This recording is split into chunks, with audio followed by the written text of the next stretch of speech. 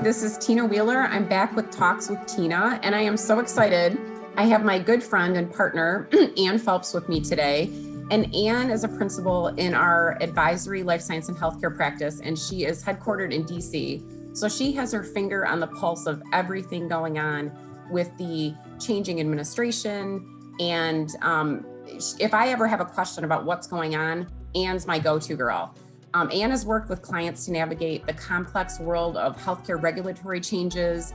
She helps our clients set business priorities and strategic opportunities, especially in the midst of this really dynamic environment. On top of it, she has over 32 years of healthcare policy experience. So Anne, tell me about how many presidents you've seen and everything all the changes that have gone on in DC. Hey, good morning, Tina. It's great to be with you. Yeah, I can't believe it, but it has been 32 years.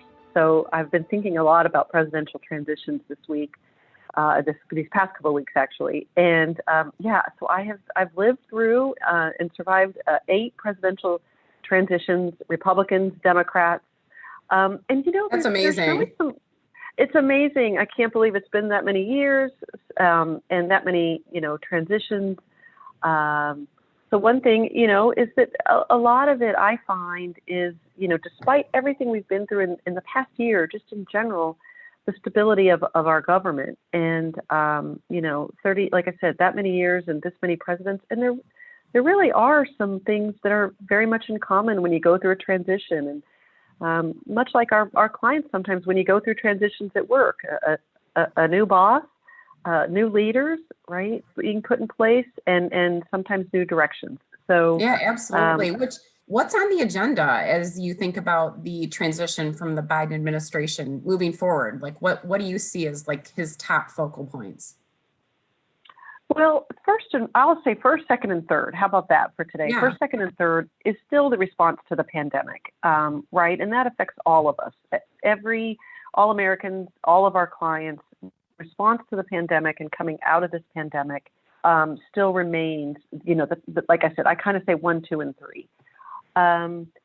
So, that's, and as we've seen, the first thing that President Biden has really been pushing and advocating for with Congress is to pass another economic stimulus or the COVID package to provide relief. And then behind the scenes, it's really, very common. It takes a lot of time, several months to sort of set up the government. You have so many different cabinet officials and people to put in place. A lot of time is spent behind the scenes just getting everybody in place, up to speed and ready to go to serve both in the federal agencies, negotiate in Congress, and of course, also on the world stage. So it's a lot of different things in the very first couple of weeks. Oh my gosh, it sounds like it's probably very hectic. I can only imagine. For sure. Think about, healthcare organizations, given that we're very healthcare focused, what do you think that they should be thinking about or expecting during this transition time from President Trump to President Biden? Well, again, like I said, I'll just start with a minute on the COVID legislation. It's the dollars. This is the package that everyone has been talking about, the close to 1.9 trillion. We'll give or take a little on the math as an accounting firm. we won't exactly, not sure it exactly adds up like that, but we'll just call it the 1.9 COVID package. But a lot of it is around the vaccine distribution, getting our businesses and schools and restaurants and small businesses to stay open.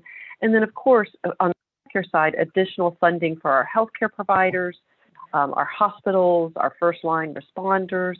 And also some things to shore up healthcare coverage, Tina. So to make sure that if individuals have lost jobs because of either losing, someone is shut down or losing a job, there are new expanded subsidies and tax credits under the Affordable Care Act, under COBRA, which is if you've lost your job and want to stay on your employer coverage, some money for Medicaid, for states. So really, it's a lot of that money is temporary, but it's meant to sort of stabilize the workforce, health insurance, as well as vaccine distribution. Which are all really, really important right now and top of mind to everyone out there. The other thing that's been fascinating, I think that you had shared with me a statistic that only 29% of the hospitals on the U.S. News and World Report honor roll they have posted their payer negotiated rates. So this pricing transparency rule. So it was supposed to help consumers understand how much they pay when they go in and have a procedure or are admitted to the hospital. So from your research and conversations, what are the drivers that are leading healthcare organizations to withhold their rate data, and kind of what's going on there? It's really interesting. Yeah, I think that's I'm glad you brought that up too, because, setting aside, after we talked about COVID or certain expansion of coverage, the other issue that really does seem to be on the mind of Congress and the regulators, and actually in a bipartisan way, is this idea of transparency, price transparency, that as we as consumers have been shopping in different ways now, whether it's, going to certain providers that are available, sometimes out of our network because of COVID, there was a big response to sort of the surprise billings, as well as not knowing if I go to this provider, how much am I going to pay? So you are right. There are new laws and regulations that they're coming into effect now, the one you're referencing for hospitals, and then in the next couple of years around price transparency that says you have to let us know as consumers what we're expected to pay. Now, it's brand new. One of the rules for the hospitals just came online about 2 months ago at the beginning of January, and we saw that kind of small uptick of providers putting out their prices. I think some of that is because we were in transition. Some of that was there was not a standard format. It was sort of here's what we would like you to post publicly, but it wasn't standard. So we saw a lot of disparity. I think as we move forward, I think in the Biden administration, we're going to see a lot more of it. I think it's going to tick up. And we also have new provisions coming online for health payers, health plans, as well as employers, and that employers also have to post their negotiated rates with their hospitals and networks. So I think it's going to tick up. It's going to keep going, right? Increased transparency. It's going to keep going. Well, hey, I know that you have a big week coming up. I hear that you are a keynote speaker at America's Health Insurance Plans National Health Policy Conference. So tell us about that. Should we be tuning in there? Yeah, I'm very excited about this. As you said, I mean, I'm here in Washington.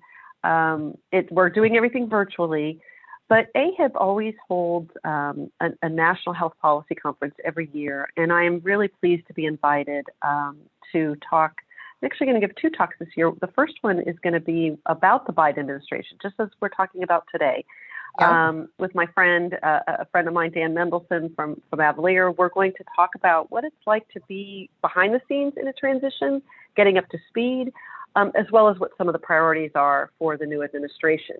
So a lot of that is going to be of what's happening on the regulatory side, how they're going to respond to COVID, expanding coverage, expanding care models, care delivery, and there's certainly going to be a major emphasis in this administration on racial equality. And I think not just sort of, for African Americans, Hispanics, Latinos, but also when we think about rural America. The COVID pandemic has really shown us where we have some gaps still in our healthcare system. And then, as you've mentioned, I'm also fortunate to do a second presentation on this issue of price transparency. It's one of the number one issues facing our health plans. So they've asked for us to really dive in deep as a firm, and Deloitte, we're spending a lot of time on this issue. So we're going to talk about that as well. Well, thanks so much for your time today. It's been fabulous catching up with you as always. And hopefully folks will turn in and hear you on these great presentations this week. Thanks again. Thanks, Tina. It's always a pleasure. Thank you.